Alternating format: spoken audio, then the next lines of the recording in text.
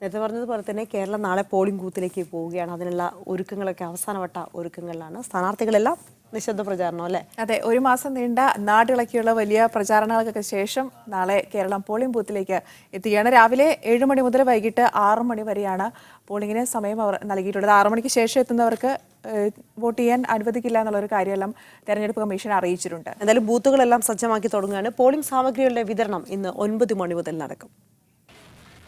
മൂന്നാം ഘട്ട തെരഞ്ഞെടുപ്പിന്റെ പരസ്യപ്രചരണം അവസാനിച്ചതോടെ മുന്നണികളും സ്ഥാനാർത്ഥികളും ഇന്ന് നിശബ്ദ പ്രചരണത്തിന് തിരക്കിലാണ്. പരമാവധി വോട്ടുകൾ തങ്ങളുടെ പെട്ടിയിലെത്തിക്കാൻ സ്ഥലത്തെ പ്രധാനപ്പെട്ടവരെ കണ്ട് സ്ഥാനാർത്ഥികൾ വോട്ട് തേടും. രാവിലെ 7 മണിക്കാണ് പോളിംഗ് ആരംഭിക്കുന്നത്. വൈകിട്ട് 6 വരെ പോളിംഗ് ബൂത്തിലെ ക്യൂവിലുള്ളവർക്ക് വോട്ട് ചെയ്യാം. 6 മണിക്ക് ശേഷം വരുന്നവർക്ക് വോട്ട് ചെയ്യാൻ അവസരമുണ്ടാകില്ല. തെരഞ്ഞെടുപ്പ് കമ്മീഷന്റെ തിരിച്ചറിയൽ കാർഡിന് പുറമെ കമ്മീഷൻ അംഗീകരിച്ച മറ്റ് 13 രേഖകളിൽ ഏതെങ്കിലും ഒരെണ്ണം കാണിച്ചാലും വോട്ട് ചെയ്യാം. പോളിംഗ് സാമഗ്രികളുടെ വിതരണം രാവിലെ ആരംഭിക്കും. 20 ലോക്സഭാ മണ്ഡലങ്ങളിലെ 140 നിയമസഭാ മണ്ഡലങ്ങളിലും പോളിംഗ് സാമഗ്രി വിതരണം ഉണ്ടാകും. 24,970 പോളിംഗ് സ്റ്റേഷനുകളാണ് സംസ്ഥാനത്തുള്ളത്. വൈകിട്ടോടെ പോളിംഗ് ചുമതലയുള്ള ഉദ്യോഗസ്ഥർ അതാത് ബൂത്തുകളിലെത്തി ചുമതല ഏറ്റെടുക്കും. 2,61,51,534 വോട്ടർമാരാണ് ഇത്തവണയുള്ളത്. ഇതിൽ 1,34,66,521 പേർ സ്ത്രീ വോട്ടർമാരും 1,26,84,839 പുരുഷ വോട്ടർമാരുമുണ്ട്. 174 ട്രാൻസ്ജെൻഡർ വോട്ടർമാർ ഇത്തവണ സമ്മതിദാനാവകാശം നിർവഹിക്കും. പ്രശ്ന സാധ്യതയുള്ള 3,621 പോളിംഗ് ബൂത്തുകളിൽ വെബ്കാസ്റ്റിംഗ് സംവിധാനം ഏർപ്പെടുത്തിയിട്ടുണ്ട്. മീഡിയ 1 തിരുവനന്തപുരം. കൂടുതൽ വിവരങ്ങൾ നൽകാൻ പാലക്കാട് നിന്ന് സാജിദ് അജ്മൽ, പത്തനംതിട്ടയിൽ നിന്ന് അനന്തു, കോട്ടയത്ത് നിന്ന് ടോബി ജോൺസണുണ്ട്. ആദ്യം നമുക്ക് അനന്തുവിലേക്ക് പോകാം. അനന്തു, ശക്തമായ ഒരു മത്സരം നടക്കുന്ന മണ്ഡലമാണ് പത്തനംതിട്ട. അതുകൊണ്ട് തന്നെ ഈ നിശബ്ദ പ്രചാരണ സമയത്തും സ്ഥാനാർത്ഥികൾക്കും പാർട്ടി പ്രവർത്തകർക്കൊന്നും വെറുതെ ഇരിക്കാൻ പറ്റില്ല. എങ്ങനെയാണ് ഇന്ന് പ്രമുഖ സ്ഥാനാർത്ഥികളുടെയൊക്കെ നിശബ്ദ പ്രചാരണത്തിന്റെ പ്രവർത്തനങ്ങൾ? അതോടൊപ്പം തന്നെ പോളിംഗ് സാമഗ്രികളുടെ വിതരണം കൃത്യം 9 മണിക്ക് തന്നെ അവിടെ തുടങ്ങുമല്ലോ.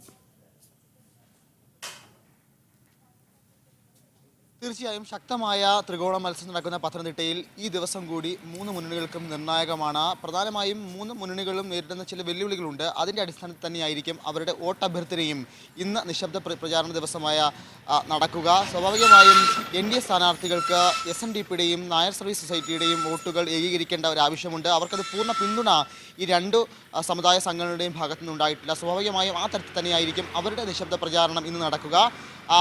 LDF സ്ഥാനാർത്ഥി വീണ ജോർജിനെ സംബന്ധിച്ചിടത്തോളം ഓർത്തഡോക്സ് സഭയുടെ പൂർണ്ണ പിന്തുണ വീണ ജോർജിന് ഇപ്പോഴും ലഭിച്ചിട്ടില്ല. അതുകൊണ്ട് തന്നെ ആ തരത്തിൽ തന്നെയായിരിക്കും വീണയുടെയും ഒരു പ്രചാരണം നടക്കുക. അതോടൊപ്പം തന്നെ ആൻഡോ ആന്റണിക്ക് നേരിടുന്ന ഏറ്റവും വലിയ വെല്ലുവിളി എന്ന് പറയുന്നത് ബൂത്ത് തലത്തിൽ ഉൾപ്പെടെയുള്ള പ്രവർത്തനങ്ങളുടെ ഏകോപനമില്ലായ്മ എന്നത് ഈ പ്രചാരണം തുടങ്ങിയ സമയം മുതൽ, അതായത് ആൻഡോ ആന്റണിയുടെ സ്ഥാനാർത്ഥിത്വം പ്രഖ്യാപിച്ചതിന് ശേഷം ഉള്ള ദിവസങ്ങളിലൊക്കെ തന്നെ വലിയ പ്രശ്നമായി, വലിയ ചർച്ചയായി ഉയർന്നിരുന്നു. ഇതുതന്നെയായിരിക്കും അവരുടെയും ഒരു പ്രശ്നമായി കാണുന്നതും. അവർ ആ ദിവസം തിരഞ്ഞെടുത്തത് ഈ പ്രചാരണ ദിവസങ്ങളിലൊക്കെ തന്നെ ഈ പ്രശ്നം പരിഹരിക്കാൻ ശ്രമിച്ചിരുന്നുവെങ്കിൽ പോലും പൂർണ്ണമായൊരു പരിഹാരം ഉണ്ടായില്ല.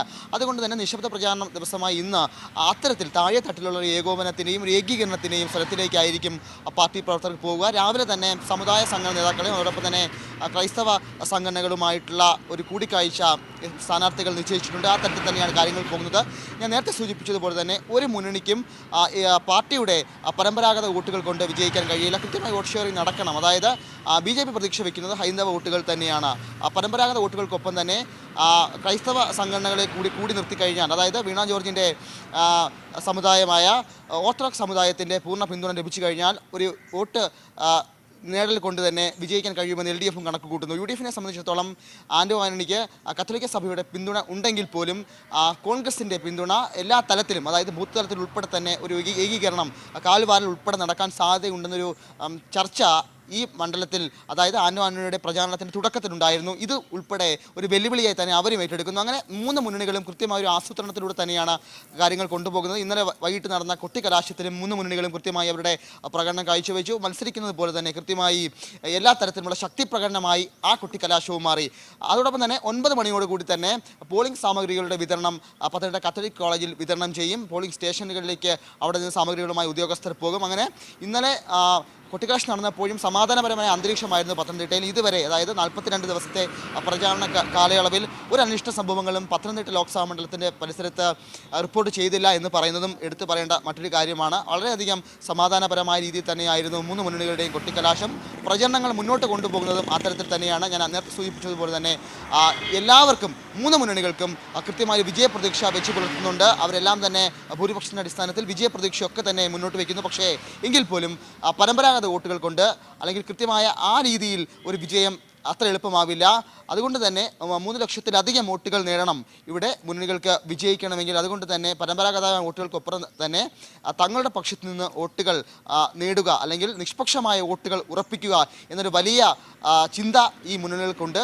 അതുകൊണ്ട് തന്നെ ഈ ദിവസം നിശബ്ദ പ്രചാരണ ദിവസമായി ഇന്ന് ആ നിഷ്പക്ഷ വോട്ടുകൾക്ക് വേണ്ടിയുള്ള അതോടൊപ്പം തന്നെ സമുദായ സംഘടനകളെ നേരിട്ട് കണ്ടിട്ടുള്ള ക്രൈസ്തവ സംഘടന നേരിട്ട് കണ്ടിട്ടുള്ള വോട്ടുറപ്പിക്കലായിരിക്കും ഈ മൂന്ന് മുന്നണികളും നടത്തുക. അഞ്ജിത, തീർച്ചയായിട്ടും ത്രികോണ മത്സരം നടക്കുന്ന മണ്ഡലത്തിൽ ഒന്നാണ് പത്തനംതിട്ട. എന്തായാലും ഓർത്തഡോക്സ് സഭയുടെ പിന്തുണ ഇതുവരെ വീണ ജോർജിന് കിട്ടാത്തൊരു സാഹചര്യത്തിൽ ഇന്ന് അതിനായിരിക്കും കൂടുതൽ സാമുദായിക നേതാക്കളെയൊക്കെ കണ്ട് ആ പിന്തുണ ഉറപ്പിക്കുക, പിന്നെ ന്യൂനപക്ഷ വോട്ടുകൾ പോകാതിരിക്കാൻ അത് ഉറപ്പിക്കുക തുടങ്ങിയ ശ്രമങ്ങളായിരിക്കും പത്തനംതിട്ടയിലെ സ്ഥാനാർത്ഥികൾ പ്രധാനമായും ചെയ്യുക എന്നാണ് അനന്തു നൽകുന്നത് അല്ലേ? അതെ. ഇനി സാജിദ് അജ്മൽ പാലക്കാട് നിന്നും ചേരുന്നുണ്ട്. ഇന്നലെ കൊട്ടിക്കലാശത്തിനിടയിൽ കല്ലേറിലെ ആലത്തൂരിലെ UDF സ്ഥാനാർത്ഥി രമ്യ ഹരിദാസിനും അനിലക്കര MLA-ക്കും എല്ലാം പരിക്കേറ്റിരുന്നവർ ഇപ്പോഴും ആശുപത്രിയിൽ തന്നെയാണ്. ഒപ്പം ഗോവിന്ദപുരത്തും ചെറിയ രീതിയിലുള്ള സംഘർഷമെല്ലാം ഇന്നലെ ഉണ്ടായിരുന്നു. സാജിദ്, ഇന്ന് എങ്ങനെയാണ് പാലക്കാട് നിശബ്ദ പ്രചാരണ ഒരു ദിവസമായി ഇന്ന് എങ്ങനെയാണ് സ്ഥാനാർത്ഥികൾ വോട്ട് തേടുന്നത്? ഒപ്പം പോളിംഗ് സാമഗ്രികളുടെ എല്ലാം വിതരണം 9 മണിക്ക് തന്നെ നടക്കുമോ?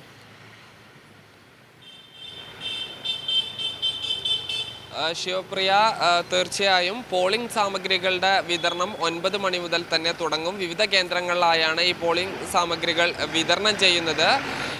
ഏറ്റവും പ്രധാനപ്പെട്ടത് ഇന്നലെ ഉണ്ടായ സംഘർഷത്തിൻ്റെ പശ്ചാത്തലത്തിൽ കൂടുതൽ ഈ സുരക്ഷാ സേനയെ വിന്യസിക്കണമെന്നൊരു ആവശ്യം കോൺഗ്രസ് ഉൾപ്പെടെയുള്ള പ്രതിപക്ഷ പാർട്ടികൾ ഉന്നയിച്ചു കഴിഞ്ഞിട്ടുണ്ട്. കാരണം ഇന്നലെ രമ്യ ഹരിദാസിനും അനിലക്കര ഉൾപ്പെടെ, അതുകൂടാതെ DCC vice president Sumesh Achuthan തുടങ്ങിയവർക്കെല്ലാം തന്നെ പരിക്കേറ്റിരുന്നു.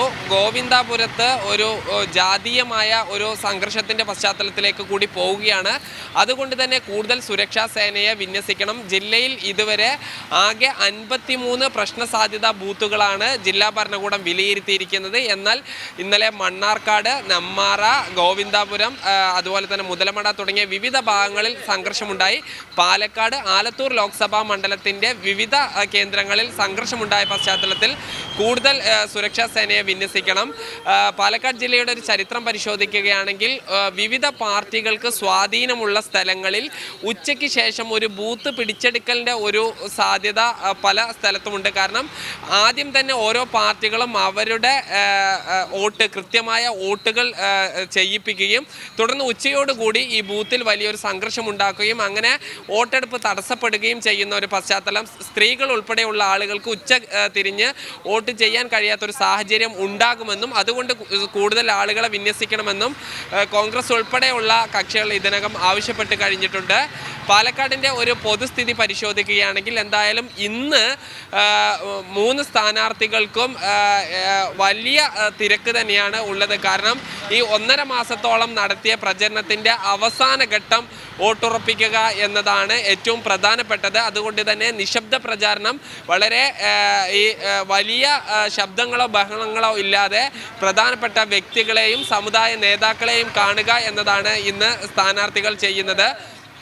അതുപോലെ തന്നെ ഓരോ പ്രദേശവും കേന്ദ്രീകരിച്ച് എല്ലാ പാർട്ടികളെയും അണികൾ വീടുകൾ കയറുകയും അവസാനം തങ്ങൾക്ക് ലഭിക്കാനുള്ള വോട്ടുകൾ അവസാന ഘട്ടത്തിൽ ഉറപ്പിക്കുക എന്നൊരു ശ്രമത്തിലാണ് ഉള്ളത്. എന്തായാലും പാലക്കാടിൻ്റെ ഒരു കഴിഞ്ഞ 25 വർഷത്തെ ചരിത്രത്തിൽ അത് ഇടതുപക്ഷത്തിനോടൊപ്പം നിന്നു. എന്നാൽ ഇത്തവണ ഒരു ശക്തമായ പോരാട്ടമാണ് നടക്കുന്നത്. പാലക്കാട്ടെ 3 സ്ഥാനാർത്ഥികളും പാലക്കാട് മണ്ഡലത്തിന് അകത്തു നിന്നുള്ള MP രാജേഷും VK ശ്രീകണ്ഠനും C കൃഷ്ണകുമാറും മൂന്നും പാലക്കാട് മണ്ഡലത്തിൽ ശക്തമായ സ്വാധീനമുള്ള 3 നേതാക്കളാണ്. അതുകൊണ്ട് തന്നെ പരമ്പരാഗതമായ ഇടതുപക്ഷത്തിന്റെ വോട്ടുകൾ തങ്ങൾക്ക് കൃത്യമായി പോൾ ചെയ്യിപ്പിക്കുകയാണെങ്കിൽ അതുപോലെ തന്നെ 30,644 കന്നി വോട്ടർമാരുണ്ട്. ഇവരുടെ പിന്തുണ കൂടി ലഭിക്കുകയാണെങ്കിൽ തങ്ങൾക്ക് അനായാസം വിജയിക്കാനാകും എന്നൊരു പ്രതീക്ഷയാണ് എം പി രാജേഷിനും LDF-നും ഉള്ളത്. എന്നാൽ UDF-ന്റെ ഒരു പ്രതീക്ഷ എന്ന് പറയുന്നത് ന്യൂനപക്ഷത്തിൻ്റെ ശക്തമായ പിന്തുണയാണ്. ന്യൂനപക്ഷ വോട്ടുകൾ ഒരു കേന്ദ്ര സർക്കാരിനെതിരെയുള്ള ഒരു ന്യൂനപക്ഷത്തിൻ്റെ വികാരം തങ്ങൾക്ക് അനുകൂലമാകും. അതുപോലെ തന്നെ ശബരിമല വിഷയത്തിൽ ഇടതുപക്ഷത്തിനെതിരെ ചിന്തിക്കുന്ന എന്നാൽ BJP-ക്ക് വോട്ട് ചെയ്യാത്ത ആളുകളുടെ വോട്ട് കൂടി തങ്ങൾക്ക് അനുകൂലമാകും. അങ്ങനെയെങ്കിൽ കണക്കുകൾ വെച്ചുകൊണ്ട് UDF പറയുന്നു തങ്ങൾക്ക് വിജയം അനായാസമാണ് എന്ന് പറയുന്നു.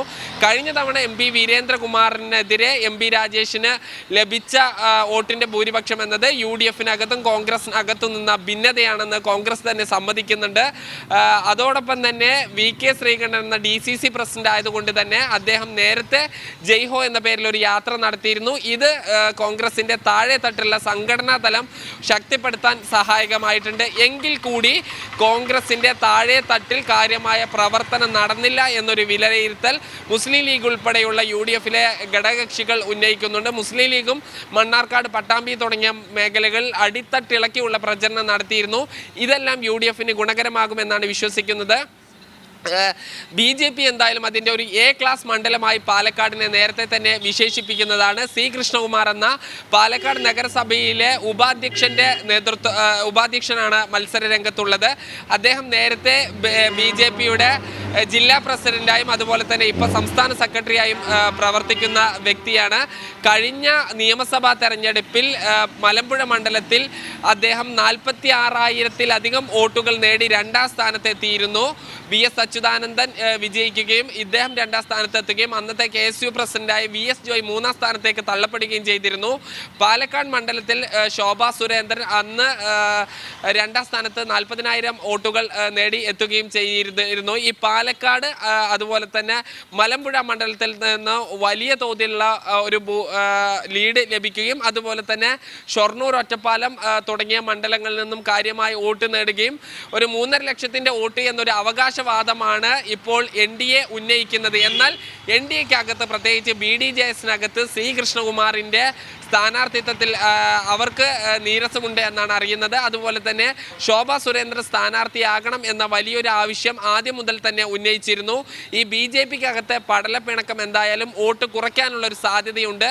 അത് ഇന്നലെയും ദൃശ്യമായിരുന്നു. കാരണം കൊട്ടിക്കലാശത്തിൽ സാധാരണ തദ്ദേശ സ്വയംഭരണ സ്ഥാപനങ്ങളിലേക്കുള്ള തെരഞ്ഞെടുപ്പാണെങ്കിലും നിയമസഭാ തെരഞ്ഞെടുപ്പാണെങ്കിലും വലിയ തോതിലുള്ള ഒരു ജനപങ്കാളിത്തം, പ്രവർത്തകരുടെ ഒരു ബാഹുല്യം ഉണ്ടാകും. എന്നാൽ LDF UDF മുന്നണികളെ അപേക്ഷിച്ച് ഇന്നലെ BJP-യുടെ കൊട്ടിക്കലാശത്തിൽ ആളുകളുടെ എണ്ണത്തിൽ കുറവുണ്ടായിരുന്നു. എന്നാൽ ഇത് വോട്ടെടുപ്പിനെ ബാധിക്കില്ല, ശബരിമല വിഷയം തങ്ങൾക്ക് അനുകൂലമാകും എന്ന ഒരു അവകാശവാദമാണ് ഉന്നയിക്കുന്നത്. എന്തായാലും 3 മുന്നണികളും പ്രതീക്ഷയോടെയും കണക്ക് കൂട്ടലുകളുടെയും അതോടൊപ്പം തന്നെ ആശങ്കയിലൂടെയുമാണ് കടന്നു പോകുന്നത്. അവസാന ദിവസത്തെ ഇന്നുണ്ടാകുന്ന അടിയൊഴുക്കുകൾ എന്തെല്ലാമെന്ന് വളരെ സൂക്ഷ്മമായി വിലയിരുത്തിയാൽ മാത്രമേ ആർക്കൊപ്പമായിരിക്കും പാലക്കാട് നിൽക്കുക എന്നത് പറയാൻ കഴിയൂ. എന്തായാലും ജനകീയമായ 3 സ്ഥാനാർത്ഥികൾ ഒരുമിച്ച് മത്സരിക്കുന്നത് വലിയ തോതിൽ ഉള്ള ഒരു വിജയം പ്രവചിക്കാൻ കഴിയാത്ത രീതിയിലുള്ള ഒരു മത്സരമാണ് പാലക്കാട് ഇപ്പോൾ നടന്നുകൊണ്ടിരിക്കുന്നത്. സൈദ് പറഞ്ഞ പോലെ തന്നെ ഇടതുപക്ഷത്തോടൊപ്പം നിന്ന മണ്ഡലമാണ് പാലക്കാടെങ്കിൽ ഇത്തവണ കുറച്ചും കൂടി മത്സരം കടുപ്പമാണ്. അവസാനവട്ട കൂട്ടലും കിഴിക്കലുമാണ് മുന്നണികൾ. അതെ, ന്യൂനപക്ഷങ്ങളുടെ വോട്ടിൽ എന്താണ് UDF-ന്റെ എന്തായാലും ഒരു കണ്ട് അല്ലേ. ഇനി കോട്ടയത്ത് നിന്ന് ടോബി ജോൺസൺ ചേരുകയാണ്. ടോബി, കോട്ടയത്തേക്ക് വരികയാണെങ്കിൽ സംസ്ഥാനത്ത് തന്നെ ശക്തമായ മത്സരം നടക്കുന്ന ഒരു മണ്ഡലം. തോമസ് ചാഴിക്കാടനും BN വാസനും തമ്മിലാണ് കടുത്ത മത്സരമെങ്കിലും പരമാവധി വോട്ട് നേടാമെന്ന നല്ലൊരു മത്സരം കാഴ്ചവെക്കാമെന്ന പ്രതീക്ഷ NDA-യുടെ PC തോമസും അവിടെ പ്രതീക്ഷിക്കുന്നുണ്ട്. എങ്ങനെയാണ് ഈ നിശബ്ദ പ്രചാരണത്തിലേക്ക് എത്തുമ്പോൾ സ്ഥാനാർത്ഥികളുടെ പാർട്ടി പ്രവർത്തകരുടെ ഒരു നീക്കങ്ങൾ? അതോടൊപ്പം തന്നെ എത്ര ബൂത്തുകളാണ് കോട്ടയം ലോക്സഭാ മണ്ഡലത്തിലുള്ളത്?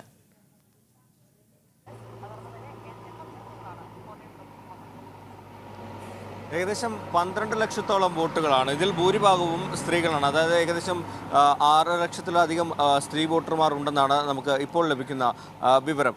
എന്തായാലും മൂന്ന് മുന്നണികളും ഒരുപോലെ പ്രതീക്ഷ വെച്ച് പുലർത്തുന്ന ഒരു മണ്ഡലമാണ്. UDFന് മേൽക്കൈ ഉണ്ടെങ്കിൽ പോലും ഇത്തവണ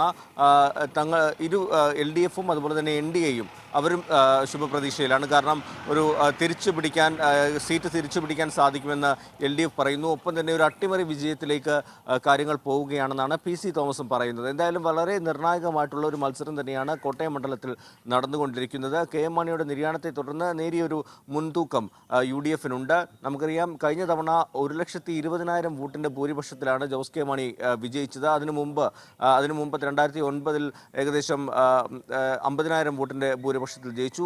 UDFന് വ്യക്തമായിട്ടുള്ള ഒരു മേൽക്കൈ ഉള്ള മണ്ഡലമാണ്. എന്നാൽ ഇത്തവണ ചില സ്ഥാനാർത്ഥി നിർണയത്തിൽ ചില തർക്കങ്ങൾ നമ്മൾ കണ്ടതാണ്. കേരള കോൺഗ്രസിനുള്ളിൽ PJ ജോസഫിന് സീറ്റ് നൽകുന്നതുമായി ബന്ധപ്പെട്ടുണ്ടായ ചില തർക്കങ്ങൾ ആദ്യഘട്ടത്തിൽ UDFനെ വലിയ തോതിൽ ബാധിച്ചിരുന്നു. അതുകൊണ്ട് തന്നെ അവരുടെ പ്രചരണങ്ങളും അത്തരത്തിലൊക്കെ തന്നെയായിരുന്നു. പക്ഷേ അവസാന ഘട്ടത്തിലേക്ക് എത്തുമ്പോൾ ഒന്നിച്ചുള്ള ഒരു പ്രവർത്തനത്തിലേക്ക് കാര്യങ്ങൾ എത്തിയതായി നമുക്ക് കാണാൻ സാധിക്കുന്നു. UDF ക്യാമ്പ് വലിയ ആത്മവിശ്വാസത്തിൽ തന്നെയാണ്. പ്രത്യേകിച്ച് ഉമ്മൻചാണ്ടിയെ പോലെയുള്ള പ്രമുഖരായിട്ടുള്ള നേതാക്കൾ തന്നെ രംഗത്തിറങ്ങി വോട്ട് ചോദിക്കുന്ന ഒരു സാഹചര്യത്തിലേക്ക് കാര്യങ്ങൾ എത്തിയതോടുകൂടി വലിയ പ്രതീക്ഷയാണ് UDF വെച്ച് പുലർത്തുന്നത്.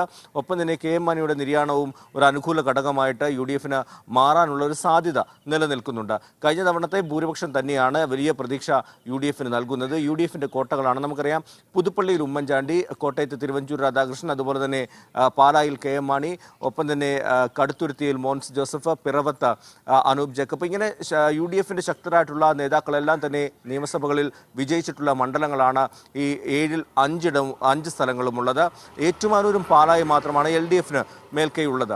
അതുകൊണ്ട് തന്നെ ഒരു വ്യക്തമായിട്ടുള്ളൊരു ഭൂരിപക്ഷം ലഭിക്കും, അല്ലെങ്കിൽ ഒരു വിജയത്തിലേക്ക് തന്നെ കാര്യങ്ങൾ എത്തിയിരിക്കുന്നു എന്ന് തന്നെയാണ് UDF ക്യാമ്പിൻ്റെ വിലയിരുത്തൽ. അതുകൊണ്ട് തന്നെ വലിയ പ്രതീക്ഷയിലാണ്. ഇന്ന് ഞാനിപ്പോൾ നിൽക്കുന്നത് തോമസ് ചാഴിക്കാടിൻ്റെ വീടിന് മുന്നിലാണ്. അദ്ദേഹം 8 മണിയോടുകൂടി നിശബ്ദ പ്രചരണമായതുകൊണ്ട് തന്നെ ചില പ്രമുഖ വ്യക്തികളെ അടക്കം നേരിട്ട് കാണുന്നതിന് വേണ്ടിയുള്ള തയ്യാറെടുപ്പിലാണ്. അദ്ദേഹം 8 മണിയോടുകൂടി പുറത്തേക്ക് ഇറങ്ങുമെന്നാണ് നമുക്ക് അറിയാൻ സാധിക്കുന്നത്. ഏതായാലും LDFും ഇത്തവണ വലിയ പ്രതീക്ഷയിലാണ്. അതിനുള്ള പ്രധാന കാരണമെന്ന് പറയുന്നത് LDFിൻ്റെ കരുത്തനായിട്ടുള്ള ഒരു സ്ഥാനാർത്ഥിയെ തന്നെയാണ് ഇത്തവണ അവർ രംഗത്തിറക്കിയിരിക്കുന്നത്. CPM ജില്ലാ സെക്രട്ടറി VN വാസവൻ തന്നെ രംഗത്ത് വന്നതോടുകൂടി വലിയൊരു പ്രതീക്ഷ, പ്രത്യേകിച്ചും LDF വോട്ടുകൾ ഭിന്നിക്കില്ല എന്നുള്ളൊരു വിലയിരുത്തലിലാണ് ആ ഒരു സ്ഥാനാർത്ഥിയിലേക്ക് തന്നെ കാര്യങ്ങൾ എത്തുന്നത്. നമ്മൾ കണ്ടതാണ്, കഴിഞ്ഞ തവണ ഘടകകക്ഷിയായിട്ടുള്ള ജനതാദളിനാണ് സീറ്റ്, JDSനാണ് സീറ്റ് കൊടുത്തിരുന്നത്. മാത്യു ടി തോമസ് മത്സരിച്ചു. പക്ഷേ കാര്യമായിട്ടുള്ള ഒരു മുൻതൂക്കം ഒരു നേട്ടം കൊയ്യാൻ സാധിച്ചിരുന്നില്ല. അതുകൊണ്ട് തന്നെയാണ് ഇത്തവണ സീറ്റ് തിരികെ പിടിച്ച് CPM തന്നെ മത്സരിക്കാൻ തീരുമാനിച്ചത്. അതിൽ CPM ജില്ലാ സെക്രട്ടറി മത്സരിക്കുന്നതോടുകൂടി ഒരു വാശിയേറിയ പോരാട്ടം നടക്കുകയാണ് കോട്ടയം മണ്ഡലത്തിൽ എന്നാണ് LDF പറയുന്നത്. പ്രത്യേകിച്ചും കോട്ടയത്തെ MLA ആയിട്ട് VN വാസവൻ മത്സരിച്ച് വിജയിച്ച ഒരു വ്യക്തിയാണ്. അതുകൊണ്ട് തന്നെ കോട്ടയം അടക്കമുള്ള LDFന് മേൽക്കൈ ഇല്ലാത്ത മണ്ഡലങ്ങളിൽ ഇത്തവണ മേൽക്കൈ ഉണ്ടാകാൻ സാധിക്കുമെന്നുള്ള ഒരു വിലയിരുത്തൽ തന്നെയാണ് LDF ക്യാമ്പിന് ഉള്ളത്. ഒപ്പം തന്നെ ശബരിമല വിഷയം അടക്കമുള്ള സജീവ ചർച്ചയായി നിൽക്കുന്നുണ്ട്. എന്നിരുന്നാൽ പോലും പ്രളയത്തിലടക്കം VN വാസവൻ അടക്കം സ്വീകരിച്ച നിലപാടുകൾ ഉയർത്തിക്കാട്ടിക്കൊണ്ടാണ് ഇവർ വോട്ട് ചോദിക്കുന്നത്. LDF വോട്ടുകൾ ഭിന്നിക്കാതിരിക്കാൻ VN വാസവന്റെ സ്ഥാനാർത്ഥിത്വം ഗുണം ചെയ്യും എന്നുള്ളൊരു വിലയിരുത്തൽ തന്നെയാണ് ഉള്ളത്. KM മാണിയുടെ നിര്യാണത്തെയൊന്നും കാര്യമായിട്ടുള്ള ഒരു ചലനം ഉണ്ടാക്കില്ല എന്നുള്ളൊരു വിലയിരുത്തലാണ് LDF ക്യാമ്പിനുള്ളത്. എന്തായാലും ഒരു വലിയ പോരാട്ടം തന്നെ കാഴ്ചവെച്ചിട്ടുണ്ട്, അല്ലെങ്കിൽ പ്രചാരണ രംഗത്ത് LDF ക്യാമ്പിൽ നിന്നും ഉണ്ടായിട്ടുണ്ടെന്നാണ് വിലയിരുത്തപ്പെടുന്നത്. ഏറ്റവും നിർണായകമായിട്ടുള്ളത് PC തോമസിൻ്റെ NDA സ്ഥാനാർത്ഥിയായി PC തോമസിൻ്റെ കടന്നുവരവ് തന്നെയാണ്. എടുത്തു പറയുകയാണെങ്കിൽ LDFിൻ്റെ ഒരു പ്രതീക്ഷ എന്ന് പറയുന്നത് തന്നെ PC തോമസിൻ്റെ സ്ഥാനാർത്ഥിത്വമാണെന്നാണ് അവർ പറയുന്നത്. കാരണം കോട്ടയത്ത് പറയുകയാണെങ്കിൽ മാണിയുടെ ഒരു മരണത്തിന് ശേഷമുള്ള ഒരു സഹതാപതരം ഉണ്ടാക്കാൻ അവർക്ക് സാധിച്ചില്ല എന്നുള്ളത് LDFിനെ സംബന്ധിച്ചിടത്തോളം ഏറ്റവും വലിയൊരു ആശ്വാസം തന്നെയാണ്. പക്ഷേ ആ സഹതാപ തരംഗത്തിൽ UDF പ്രതീക്ഷ വെച്ച് പുലർത്തുന്നുണ്ട്. പക്ഷേ LDF ഒക്കെ അങ്ങനെ ഒരു സഹതാപ തരംഗം ഉണ്ടാകില്ല എന്ന് ആണ് പറയുന്നത്. ഇനി നമുക്ക് ഇടുക്കിയിലേക്കും ആലപ്പുഴയിലേക്കും വരികയാണെങ്കിൽ ടോബി, ഇടുക്കിയിൽ ഡീൻ കുര്യാക്കോസും അതുപോലെ ജോയ് ജോർജും തമ്മിലാണ് കടുത്ത മത്സരമുള്ളത്. അവിടെയും ഒപ്പം ആലപ്പുഴയിൽ AM ആരിഫും ഷാനിമോൾ ഉസ്മാനും തമ്മിലാണ് കടുത്ത മത്സരമുള്ളത്. ഇതെല്ലാം ഇവിടെ എല്ലാം വോട്ടുറപ്പിക്കാനായി NDA സ്ഥാനാർത്ഥികൾ, ഭൂരിപക്ഷം നിലനിർത്താനായി NDA സ്ഥാനാർത്ഥികളും ശ്രമിക്കുന്നുണ്ട്. ഇന്ന് ഈ 2 മണ്ഡലത്തിലെയും എങ്ങനെയായിരിക്കും നിശബ്ദ പ്രചാരണ ദിവസത്തിൽ ആരുടെയെല്ലാം വോട്ടുറപ്പിക്കാനുള്ള ഒരു ശ്രമത്തിലായിരിക്കും സ്ഥാനാർത്ഥികൾ?